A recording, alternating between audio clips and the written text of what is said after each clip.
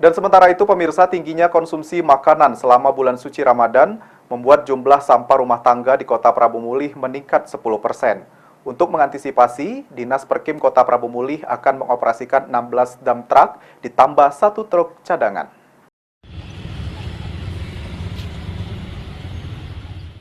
Satu persatu sampah yang merumpuk di pinggir Jalan Jenderal Sudirman, Kota Prabu Mulih, diangkut oleh petugas kebersihan Dinas Perkim Kota Prabu Mulih 2 kali sehari.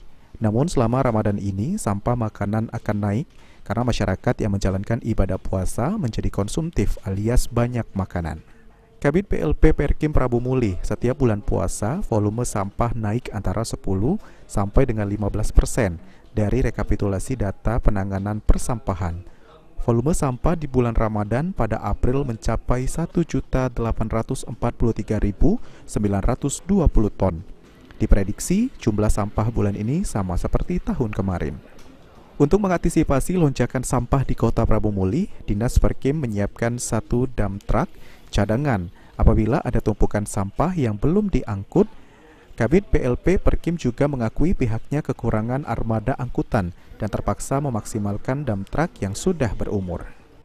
Ya, kalau melihat dari data peningkatan dari hampir seminggu ini masih bulan puasa ini, meningkatnya sekitar 10% lah dari hari-hari biasa.